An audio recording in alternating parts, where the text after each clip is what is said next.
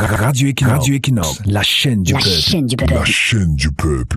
Bonjour, parlons ce matin du mirage de l'excellence. Quand l'élite s'enivre de sa propre vanité, il existe une pathologie invisible qui ronge les sommets de notre pyramide sociale, l'auto-béatification, l'illusion de l'omniscience. Au Cameroun, comme dans bien d'autres cieux où le pouvoir s'isole, nous assistons au spectacle quotidien de l'autoconviction. Nous parlons ici de ces génies de salon, ces cadres, ministres, élites politiques qui, à peine ont-ils articulé une phrase ou posé une pierre, sont intimement convaincus d'avoir réinventé la roue. Ils sont convaincus qu'ils sont convaincants. Ils ne communiquent pas, ils se contemplent. Ils n'agissent pas, ils se mettent en scène. Et le drame, c'est qu'ils croient sincèrement à leur propre mise en scène. Ils s'autoproclament génie de la rhétorique ou bâtisseurs de l'impossible. Derrière les vestes de prix et les cortèges bruyants se cache une tragédie intellectuelle, celle du narcissisme qui rend sourd, le théâtre de la flagornerie. Le décor est presque toujours le même, un plateau de télévision, une salle de conférence ou un ruban inaugural. L'acteur principal, souvent un ministre ou un haut cadre, s'exprime. Pour lui, chaque mot est une pépite, chaque phrase est une leçon de haut niveau. Ce que le spectateur perçoit comme une énormité ou un bobard devient dans l'esprit de l'orateur une vérité d'évangile. Dans leur tête, chaque mot est une fulgurance, chaque balbutiement est une leçon extraordinaire. Ils sont là, drapés dans une morgue intellectuelle, persuadés que nous, pauvres nabots devant nos écrans, sommes en train de recueillir la manne de leur sagesse.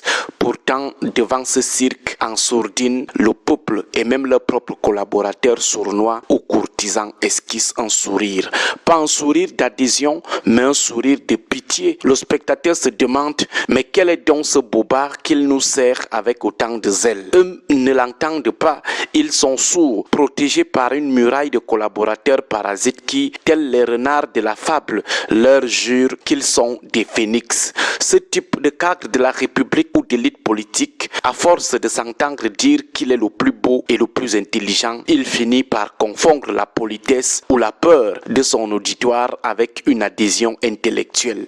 Vous les verrez inaugurer un ponceau de 2 mètres, une borne fontaine rouillée ou repeint une façade de 2 mètres carrés avec l'arrogance de celui qui vient de bâtir les pyramides de Gizeh. C'est la villageoisie triomphante, ce complexe du parvenu qui n'a pas conscience de sa propre insignifiance. Ils se comportent comme des petits Indiens dans la ville, émerveillés par leurs propres jouets, incapables de voir que ce qu'ils magnifient est, au fond, le degré zéro de la réalisation humaine. Ils célèbrent le banal, sanctifient le médiocre et, comble du narcissisme, s'enivrent de cette vulgarité. Ils sont convaincus que la position hiérarchique confère automatiquement une supériorité intellectuelle. Dans leur esprit, le peuple est une masse de nabots intellectuels incapables de saisir la subtilité de leurs pensées. Ils sont convaincus qu'ils sont convaincants. Du coup, ils ne se donnent aucune chance de se remettre en question puisqu'ils sont convaincants dans leur propre miroir. Pourquoi changeraient-ils? Ils ne peuvent que payer cash en raison de l'absence de feedback. En se croyant parfaits, ces acteurs s'interdisent toute progression. Celui qui ne voit pas ses erreurs est condamné à les réitérer avec une ferveur renouvelée. C'est la récidive dans la bêtise. Ils finissent par s'encastrer dans la bulle d'une bêtise multirécidiviste. Sans conscience de leurs limites, ils répètent les mêmes erreurs avec une satisfaction renouvelée. L'hubris, la démesure, une perte totale du sens des proportions. Ce qui est une tâche routinière devient pour le narcissique une épopée historique. C'est le cercle vicieux de l'excellence imaginaire de l'autobéatification. Le plus grand danger de cette ivresse de soi est la rupture du contrat de confiance. Quand un leader pense qu'il gère le game alors qu'il est la risée du public, il crée un fossé infranchissable. Le citoyen ne discute plus plus, il observe désormais le one-man show avec lassitude.